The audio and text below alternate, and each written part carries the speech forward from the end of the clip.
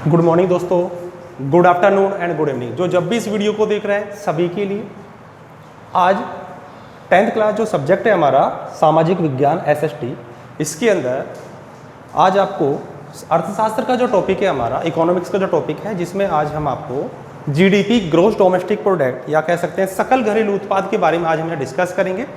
मैं Arvind Jarwal ideal academy school एक नए वीडियो के साथ आपके पास एक अच्छे टॉपिक को डिस्कस करने आए हैं, जो कहीं ना कहीं बोर्ड एग्जाम के अंदर आपके लिए 1 मार्क्स और 2 मार्क्स का क्वेश्चन यहाँ से पूछा जाता है। यहाँ पर GDP की डेफिनेशन पूछी जाती है या नेशनल इनकम का जो टॉपिक है उसके बारे में डिस्कस अच्छा किया जाता है। तो चलो दोस्तों शुरुआत करते हैं यहाँ पर हम GDP के बारे में,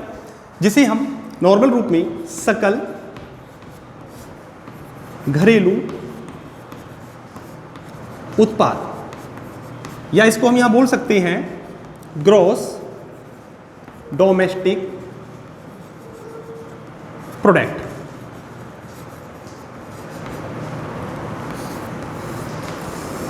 क्या होता है GDP, किसे कहते हैं GDP का मीन्स होता है दोस्तों किसी भी एक देश में, किसी भी एक कंट्री के अंदर टोटल उस देश के अंदर जितनी वस्तु और सेवाएं हैं उनको यूज करने पर, उनका उपभोग करने पर जो इनकम प्राप्त हो रही है उसको कहीं ना कहीं सकल घरेलू उत्पाद से जोड़कर देखा जाता है। जैसे एग्जांपल के लिए सपोज करो ये कोई भी कंट्री है, ये कंट्री की ज्योग्राफी बाउंड्री लाइन है। इस ज्योग्राफी बाउंड्री लाइन के अंदर जो भी गुड्स और सर्विसेज हैं, जो भी वस्तु और सेवाएं हैं उनका हम यूज कर रहे हैं, चाहे वो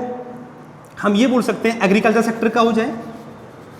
या फिर सर्विस सेक्टर का हो जाए या अदर्स में हम इसको बोल सकते हैं। ज्योग्राफिकल बाउंड्री लाइन की बाहर की बात नहीं कर रहे हम, जैसे कि बाहर की हम बात करें तो अदर कंट्री की बात नहीं कर रहे हैं, ठीक है। तो कहने करते हैं इस ज्योग्राफिकल बाउंड्री लाइन के अंदर जो भी वस्तु और सेवाएं हैं इनसे जो भी इनकम प्राप्त हो रही है वो कहीं ना कहीं सकल घरेलू उत्पाद की श्रेणी में रखा जाता है। तो यहाँ पर जो क्वेश्चन पूछा जाता है वो सकल घरेलू उत्पाद की परिभाषा आती है, डेफिनेशन पूछी जाती है, और डेफिनेशन को हम सिंपल वर्ड में बोल सकते हैं किसी भी देश में, देश के अंदर एक वर्ष की वित्तीय अवधि के अंदर वस्तु और सेवाओं का उपभोग करने पर जो इनकम प्राप्त होती है उसे हम सकल घरेलू उत्पाद के नाम से जानते हैं। सकल घरेलू जो उत्पाद होता है GDP जो है उसका जो फॉर्मूला है जिसको हम GDP MP के नाम से जानते हैं, उसमें दोस्तों कंजप्शन, इन्वेस्टमेंट, गवर्नमेंट एक्सपेंडिचर और नेट एक्सपोर्ट वो इसमें शामिल होता है। कंजप्शन उपभोग जिसे हम बोलते हैं, निवेश, सरकारी खर्च और आयात और निर्यात, ये चीजें इसमें शामिल होती हैं। कहते हैं कि GDP जो ग्रोस डोमेस्टिक प्रोडक्ट है वो कहीं ना कहीं नेशनल इनकम का एक पार्ट होता है, देश की राष्ट्रीय आय का एक पार्ट होता है। तो दोस्तों यहाँ पर GDP MP को हम दूसरे शब्दों में भी यहाँ व्यक्त करते हैं, अदर शब्दों में भी इसको बारे में चर्चा कर सकते हैं। जैसे कि चैप्टर नंबर 15 में जब हम पढ़ेंगे किसी भी देश की इनकम के बारे में चर्चा करेंगे तो वहां पर दोस्तों एक वर्ड जो आएगा वो कहीं ना कहीं हम उसको नेशनल इनकम के साथ जोड़कर देखते हैं। नेशनल इनकम मतलब देश की राष्ट्रीय आय के साथ जोड़ के देखते हैं। तो नेशनल इनकम क्या होती है,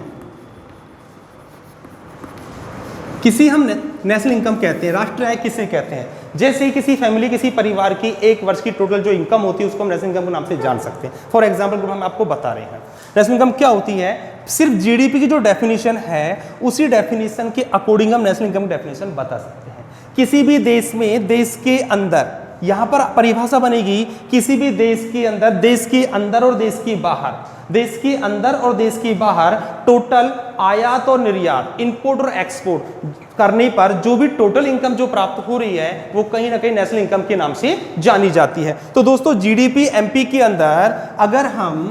GDP MP में अगर हम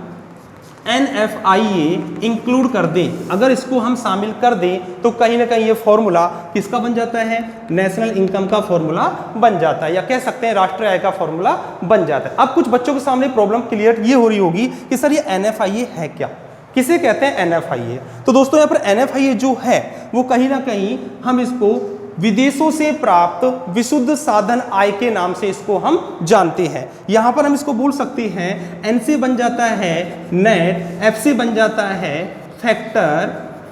ठीक है, A से बन जाता है अबोर्ड और I से बन जाता है इनकम।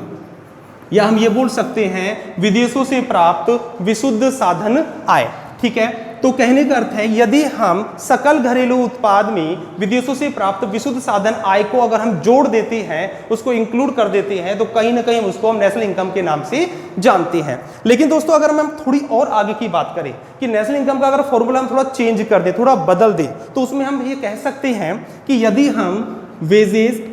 मजदूरी, इंटरेस्ट, ब्याज,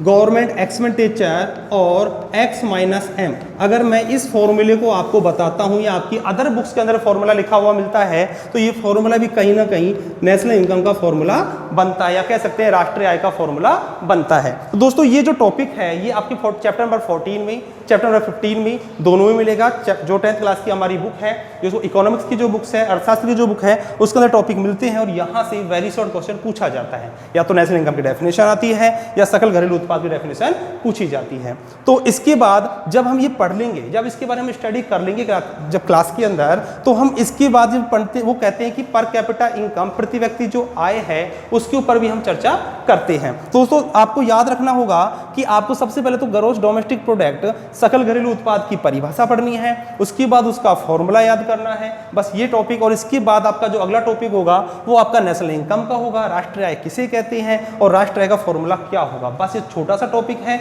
जो आपको समझना है और बोर्ड एग्जाम के अंदर आपको इसके अंदर मार्क्स प्राप्त करने हैं, जो 2 नंबर का क्वेश्चन पूछा जाता है। उम्मीद होगी कि ये टॉपिक आपको समझ में आएगा अगर आप इसको बार बार रिवाइज करेंगे तो। ओके दोस्तों, मिलते हैं हम अगले उसमें टॉपिक के ऊपर जब हम चर्चा करेंगे पर कैपिटा इनकम के बारे में, प्रति व्यक्ति आय के बारे में, और प्रति व्यक्ति आय किसे कहते हैं, क्या होता है, इसके ऊपर चर्चा हम अगले वीडियो के अंदर करेंगे।